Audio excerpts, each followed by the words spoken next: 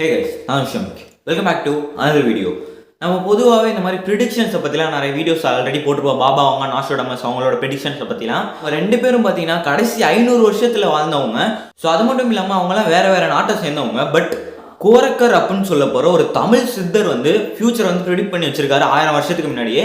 So அப்படி சொல்ல போகிற அந்த ப்ரிடிக்ஷனில் ஒரு 4 ப்ரிடிக்ஷன் தான் இன்றைக்கி நம்ம வீடியோவில் பார்க்க போகிறோம். ஸோ வாங்க கேட்கலாம்.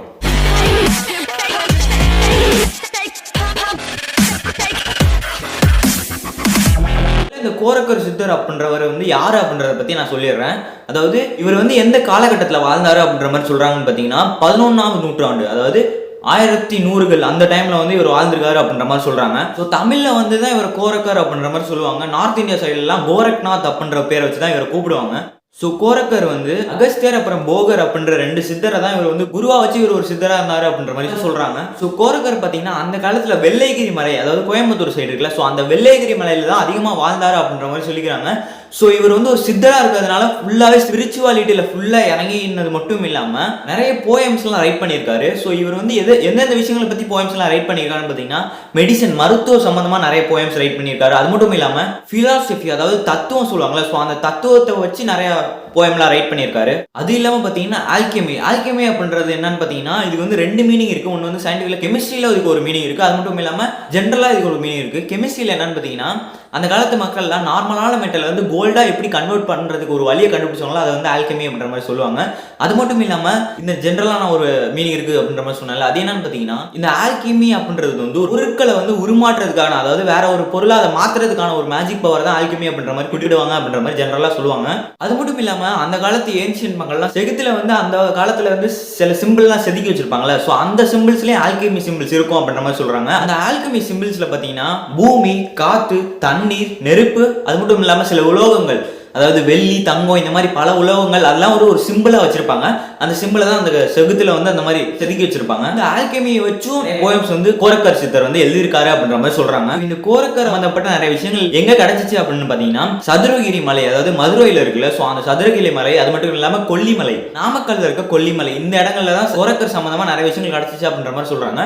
அது இல்லாமல் நாகப்பட்டினத்துல வடுக்கு பொய்கை நல்லூர் அப்படின்ற ஊர்ல தான் இது கோரக்கர் அவர்களோட சமாதி, அதாவது சித்தர்ஸ்லாம் இறந்தா அவங்க வந்து ஜீவ சமாதி அப்படின்ற மாதிரி சொல்லுவாங்க. ஸோ ஜீவ சமாதினா அவங்க வந்து ஒரே இடத்துல ஸ்டில்லா இருந்துருவாங்க, அந்த பொசிஷன்லேயே அவங்க இறந்துருவாங்க. அது வந்து ஜீவ சமாதி சொல்லுவாங்க, அந்த சித்தர்ஸ் ஃபாலோ பண்ற ட்ரெடிஷன் மாதிரி. ஸோ அது வந்து இப்பயும் நிறைய நடந்துட்டு இருக்கு அப்படின்ற மாதிரி சில விஷயங்கள் நம்ம கேள்விப்பட்டிருக்கோம். அவரோட கிரேவ் வந்து பாத்தீங்கன்னா அந்த வடுக்கு பொய்கநல்லூர் நாகப்பட்டினத்துல இருக்கு. ஸோ இதுதான் பாத்தீங்கன்னா பேசிக்கா கோரக்கர் அவர்களோட ஹிஸ்டரி. இதுக்கப்புறம் பாத்தீங்கன்னா கோரக்கர் அவர்கள் வச்சாரு அப்படின்னு சொல்ல போற ஒரு 4 ப்ரெடிக்ஷன் தான் பார்க்க போறோம். ஸோ இவரோட முதல் ப்ரெடிக்ஷன் என்னன்னு பார்த்தீங்கன்னா போகர், அதாவது போகர்னா யாருன்னு பார்த்தீங்கன்னா இவரு ஒரு சித்தர். ஸோ இந்த போகர் சித்தர் வந்து பார்த்தீங்கன்னா ஒரு 5000 வருஷத்துக்கு 3000 BCல வாழ்ந்தாங்க அப்படின்ற மாதிரி சொல்றாங்க. இந்த போகர் சித்தர் பார்த்தீங்கன்னா முருகன் இருக்கார்ல, ஸோ அவரை வந்து வழிபட்டு அவர் மேல ரொம்பவே பற்றோட ஒரு ஸ்பிரிச்சுவாலிட்டியோட இருப்பார் அப்படின்னு சொல்லுவாங்க. அது மட்டும் இல்லாமல் சவுத் இந்தியாவிலேருந்து சைனாக்கு போயிட்டு அங்கேருந்து திரும்பி வந்து சில மூலிகைகள்லாம் எடுத்து வந்து பல நோய்க்கு வந்து கண்டுபிடிச்சாங்க அப்படின்ற மாதிரி சொல்லுவாங்க. அது மட்டும் இல்லாமல் பழனியில் இருக்க முருகன் கோயிலும் இவரால் தான் வந்துச்சு அப்படின்ற மாதிரிலாம் சொல்லுவாங்க. ஸோ அந்த போகர் அவர்களோட ரீபர்த், அதாவது போகர் அவர்கள் வந்து திரும்பி பிறப்பாரு அப்படின்ற மாதிரி ஒரு ப்ரெடிக்ஷன் வந்து கோரக்கர் வச்சிருப்பாரு அப்படின்ற மாதிரி சொல்லியிருக்காங்க. அதாவது ஒரு ஆட்சி செய்யறாங்கல்ல, அதிகாரத்தில் இருக்கவங்க ஆட்சி செய்யறவங்களோட அவங்களெல்லாம் பார்த்து மக்களுக்கே ஒரு வெறுப்பு வந்துடும். அந்த டைம்ல தான் போகர் வந்து திரும்பி பிறப்பாரு அப்படின்ற மாதிரி ஒரு சொல்லியிருக்காரு. ஓகே, நம்ம ரெண்டாவதா பார்க்க போற ப்ரெடிக்ஷன் என்னன்னு பார்த்தீங்கன்னா இம்மார்டல் ரூலர். அதாவது நாஸ்ட்ராடமஸ் வீடியோலேயே இந்த விஷயத்தை பற்றி பார்த்துருப்போம். 1500களில் வாழ்ந்த நாஸ்ட்ராடமஸ் வந்து இம்மார்டல் ரூலரை பற்றி அவரோட ப்ரெடிக்ஷன் ப்ரொஃபசிஸில் வந்து எழுதிக்காரு அப்படின்ற மாதிரி நம்ம சொல்லியிருந்தோம். ஸோ அதே மாதிரி இவரும் பார்த்தீங்கன்னா ஒரு இம்மார்டல் ரூலர், அதாவது கலியுகம் அப்படின்ற மாதிரி சொல்லுவாங்க. அதாவது இந்து ரிலீஜியன்ல நிறைய யுகத்தை வந்து பிரிச்சிருப்பாங்க, ஒரு 5 இருக்குன்னு நினைக்கிறேன். ஸோ அது வந்து 5வது தான் கலியுகம். ஸோ அந்த கலியுகத்தோட முடிவில் ஒரு அழிவுள்ள ஒரு ஆட்சி செய்கிறவன் வந்து உருவாவான், அவன் தான் இம்மார்டல் ரூலர் அப்படின்ற மாதிரி சொல்லுவாங்க. ஸோ இது வந்து ரிலீஜியன் சம்மந்தமாக பார்த்தீங்கன்னா அந்த கல்கி அப்படின்ற மாதிரி ஒரு விஷயத்த சொல்லுவாங்க. கல்கி என்னன்னு பார்த்தீங்கன்னா இந்து காட்ஸில் ஒருவரான விஷ்ணு அவர் இருக்காருல்ல, ஸோ அவரோட ஒரு அவதாரமாக தான் அந்த கல்கி 10வது அவதாரம் அப்படின்ற மாதிரி சொல்லுவாங்க. இந்த கல்கி தான் இவர் சொல்கிற இம்மார்டல் ரூலர் அப்படின்ற மாதிரி நிறைய பேர் சொல்கிறாங்க. அது மட்டும் இல்லாமல் போகர் சொன்னல, ஸோ அந்த போகர் சித்தர் தான் இந்த இம்மார்டல் ரூலராக இருக்க வாய்ப்பு இருக்குது அப்படின்ற மாதிரி நிறைய விஷயங்கள் சொல்கிறாங்க. அது மட்டும் இல்லாமல் கெட்ட பீப்புளையும் கெட்ட விஷயங்களையும் இந்த உலகத்துலேருந்து அழிச்சிருவான் அப்படின்ற மாதிரி மென்ஷன் பண்ணியிருக்காங்க. நம்ம மூணாவதாக பார்க்க போகிற ப்ரெடிக்ஷன் என்னன்னு பார்த்தீங்கன்னா கலை, ஆர்ட். அதாவது ஆர்ட் அப்படின்ற ஒரு விஷயம் வந்து அந்த காலத்துலேருந்து இந்த காலம் வரை இருந்துட்டு இருக்க ஒரு விஷயம் தான். ஸோ அதோட ஒரு எவல்யூட்டட் வெர்ஷன் பார்த்தீங்கன்னா நம்ம சினிமா அந்த மாதிரி விஷயங்களை சொல்லலாம். சினிமா, சாங்ஸ், இந்த மியூசிக் இதெல்லாம் சொல்லலாம். ஸோ அந்த மாதிரி ஒரு விஷயத்த வந்து மக்களோட மோகம் வந்து ரொம்பவே அதிகமாகும் அப்படின்ற மாதிரி சொல்றாரு.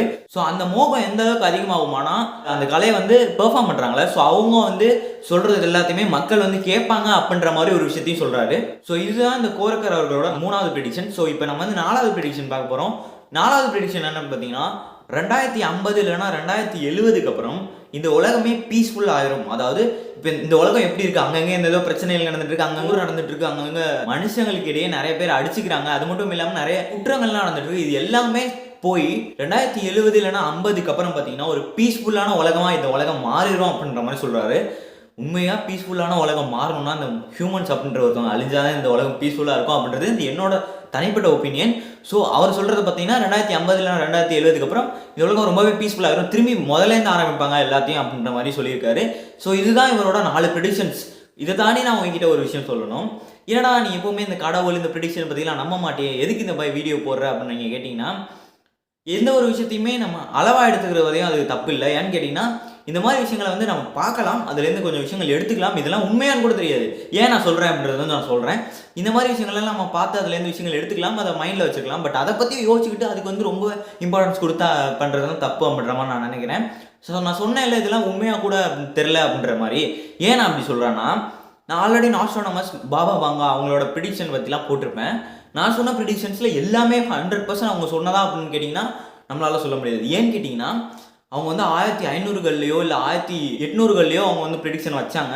ஸோ அந்த ப்ரெடிக்ஷன்ஸ் வச்சு நாஸ்ட்ரானமஸ் அவர்களோட புக்கு எல்லாமே ரிலீஸ் ஆகி பல 500 வருஷங்கள் ஆச்சு. ஸோ அந்த 500 வருஷம் இடைப்பட்ட காலத்தில் பல பேர் வந்து ஏற்கனவே நடந்த விஷயங்களெல்லாம் மாற்றி அவர் வந்து ஒரு ப்ரிடிக்ஷன் பண்ணியிருப்பாரு. ஸோ அதுக்கப்புறம் இவங்க வந்து அதை மாற்றி இவரோட புக்கில் இந்த மாதிரி இருக்குது அப்படின்னு சொல்லி இவங்களே சில விஷயங்கள் எழுதி இது வந்து அவர் ப்ரெடிக்ட் பண்ணது அப்படின்ற மாதிரி சொல்கிறாங்க அப்படின்ற மாதிரி நிறைய விஷயங்கள் நான் கேள்விப்பட்டேன். அது இல்லாமல் பார்த்தீங்கன்னா இந்த மாதிரி ப்ரெடிக்ட் பண்ணுறவங்களாம் அவங்க அந்த காலத்தில் இந்த லாங்குவேஜ் படி தான் எழுதியிருப்பாங்க கரெக்டாக. ஸோ அவங்க மொழியில் அவங்க அந்த காலத்தில் இந்த இதை பற்றி தான் எழுதியிருப்பாங்க. ஸோ இந்த மாதிரி விஷயங்கள் வந்து மொழிபெயர்க்கிறவங்க வந்து தப்பாக மொழிபெயர்த்தாங்க, சில விஷயங்களை மாற்றி இவங்க வந்து இவங்களா ஒரு மீனிங்கை புரிஞ்சுக்கிட்டு ஒரு மொழிபெயர்த்தாங்க. ஸோ நடக்கிற விஷயங்கள்லாம் இவர் ஏற்கனவே எழுதியிருக்காரு அப்படின்னு சொல்லி இவங்களா புரிஞ்சுக்கிட்டு இவங்களா சொல்கிறாங்க அப்படின்ற மாதிரி சில விஷயங்களும் நான் கேள்விப்பட்டேன்.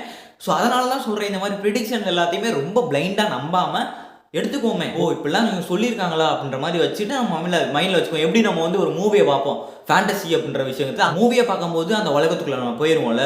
ஸோ அந்த மாதிரி இந்த ப்ரெடிக்ஷன்ஸ் எல்லாம் அந்த டைமில் ஓகே இந்த மாதிரி நடக்குமோ, இந்த மாதிரி அவர் சொல்லியிருக்காரோ அப்படின்றத மட்டும் நம்ம எடுத்துக்குவோம். அதுதான் நான் கடைசியில் சொல்லணும்னு நினச்சேன். ஸோ இல்லாமல் பார்த்தீங்கன்னா நான் உங்ககிட்ட ஒரு கொஸ்டின் கேட்கணும். இந்த மாதிரி ப்ரெடிக்ஷன்ஸ்லாம் இருக்குல்ல, பாபா வாங்கா, நாஸ்ட்ராடமஸ், கோரக்கர் இவங்க மாதிரி நிறைய பேர் ப்ரெடிக்ஷன்ஸ் வைக்கிறாங்களே, இந்த மாதிரி ப்ரெடிக்ஷன்ஸ்லாம் நீங்கள் ஜென்யூனாக உண்மையாக இருக்கும் அப்படின்னு நினைக்கிறீங்களா அப்படின்றத வந்து கமெண்ட் பாக்ஸில் கமெண்ட் பண்ணுங்கள். இதில் என்னோட ஒப்பீனியன் என்னென்னு பார்த்தீங்கன்னா, கண்டிப்பாக இதெல்லாம் நான் நம்பலை. ஏன்னா நான் இந்த ரிலீஜியன் கடவுள் இதிலேயே நான் நம்பாத ஒருத்தன். ஸோ அதனால் இந்த விஷயத்தையும் நான் கண்டிப்பாக நம்பலை. ஆனால் உங்களுக்குன்னு ஒரு கண்டிப்பாக டிஃப்ரெண்ட்டான ஒரு ஒப்பீனியன் தான் இருக்கும். ஸோ அந்த ஒப்பீனியனை வந்து கமெண்ட் பாக்ஸில் கமெண்ட் பண்ணுங்கள். இந்த மாதிரி விஷயங்கள்லாம் நீங்கள் நம்புறீங்களா இல்லையா அப்படின்றத வந்து கமெண்ட் பாக்ஸில் தெரிவிங்க. ஸோ இந்த வீடியோ இதோட முடிச்சிக்கலாம் அப்படின்னு நினைக்கிறேன். ஸோ இதுக்கப்புறம் நம்ம என்னென்ன கண்டென்ட் மேக் பண்ணலாம் அப்படின்றதுக்கு வந்து உங்களோட ஒப்பீனியனை வந்து கமெண்ட் பாக்ஸில் கமெண்ட் பண்ணுங்கள். ஸோ இதே மாதிரி நாளைக்கு இன்னொரு வீடியோவில் சந்திக்கிறேன். பாய்.